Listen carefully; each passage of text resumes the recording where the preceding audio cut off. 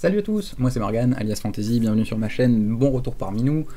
Vous avez craché, vous avez cassé votre carte, en tout cas vous ne savez pas ce qui se passe, quoi qu'il arrive, votre carte quand vous la connectez, vous n'avez plus qu'une lettre bleue, il n'y a plus la verte, et vous vous dites merde, ma carte ne fonctionne plus, qu'est-ce que je fais? Eh bien rassurez-vous, une carte Flight One ne peut pas avoir de problème de connexion. Pourquoi? Le bootloader, donc ce petit logiciel qui vous permet de brancher votre carte et qu'elle soit reconnue dans votre configurateur Flight One, Betaflight, tout ce que vous voulez, est inscrit sur une ROM. Donc une mémoire ROM, Read Only Memory, est une mémoire qui ne peut être que lue, pas écrite. Donc vous ne pouvez pas l'effacer. Vous ne pouvez pas, même par les plus grosses erreurs possibles, effacer ce bootloader. Donc votre carte fonctionne, c'est juste que là, elle n'a pas envie.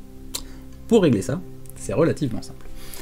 On va prendre des images, ce sera beaucoup plus facile que de faire ça au pif, en essayant de vous montrer sur cette toute petite carte. Vous avez ici les bouts de pad. Donc les bouts de pad sont en haut à gauche sur la mini Volt OSD, là sur l'image, et sur la Revolt OSD sur l'image de droite. Donc ces deux bouts de pad, il va falloir les relier, mais attention, pas uniquement avec de l'étain, puisque des fois ça ne fonctionne pas, mais avec un câble. Donc comme vous pouvez le voir, ce sont des petits trous, ce sont des passe-trous. Il va falloir prendre un tout petit fil. En général, moi j'utilise un des câbles qui est fourni quand vous avez par exemple un Crossfire, un Nano RX. On vous donne plein de câbles avec, puisqu'il y a quand même plusieurs channels qu'on peut relier. Un de ces câbles, ou un des bouts de câbles, ou même les bouts de câbles de votre caméra, donc c'est tout petit câble tout fin de signal qu'on utilise régulièrement dans nos racers. Vous en utilisez un, vous allez le passer d'un côté dans un pad, faire votre soudure, le passer dans l'autre pad, faire votre soudure, et reconnecter cette carte de vol sur votre PC. En ayant soudé ce câble entre les deux bouts de pad, vous allez en fait activer le mode DFU, donc vous allez relancer le bootloader qui est dans cette carte de vol, et bizarrement cette carte va être connectée à nouveau sur votre PC et découvrable par le configurateur. Il y a deux autres possibilités qui peuvent vous aider. La première, ça va être d'utiliser... La deuxième possibilité, ça va être d'utiliser l'Impulse RC Driver Fixer, donc, qui est ici, que vous pouvez télécharger directement sur le site Impulse RC. Celui-ci se lance, on branche notre carte de vol, et généralement il réussit à régler le problème des pilotes dans Windows. Pourquoi je vous dis ça? Parce que généralement c'est des pilotes Windows qui posent problème et non pas la carte de vol en elle-même. Donc l'Impulse RC Driver Fixer, l'avantage c'est qu'il va le faire automatiquement.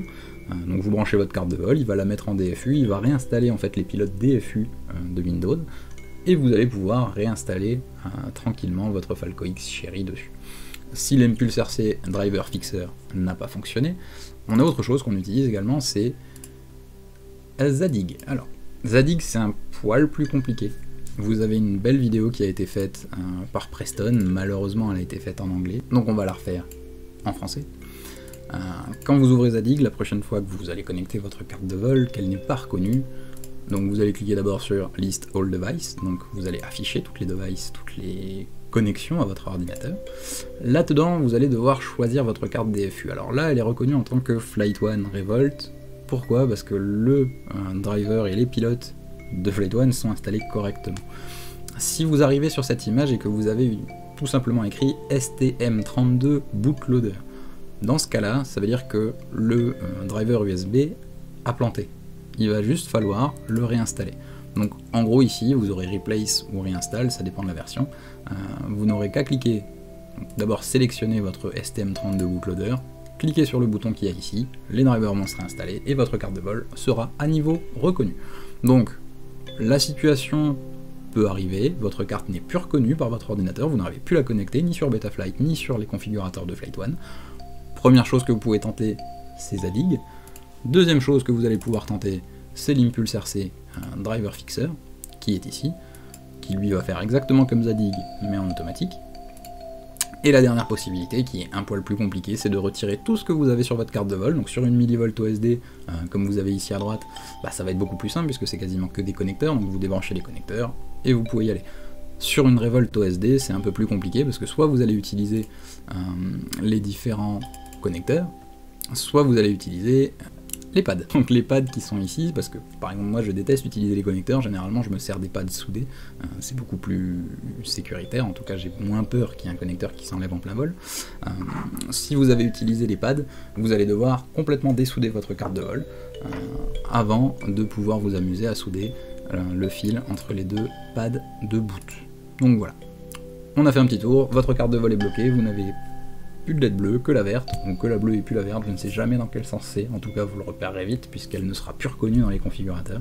3 solutions, Zadig, Impulsor C-Driver Fixer, ou le câble pour relier les deux bouts de pad. Voilà, vous avez sauvé votre carte de vol, peut-être pas grâce à moi, parce que je l'ai appris quand même grâce à d'autres personnes qui m'ont aidé, merci Marc, merci Preston également. Votre carte de vol Flight One ne peut pas mourir, donc rassurez-vous, si elle est plus reconnue, il y a toujours quelque chose à faire. Merci à tous d'avoir regardé la vidéo jusqu'au bout, si vous avez aimé n'hésitez pas à mettre un petit pouce en l'air, à vous abonner, pour nous suivre dans cette petite aventure. En tout cas, merci encore, et à bientôt.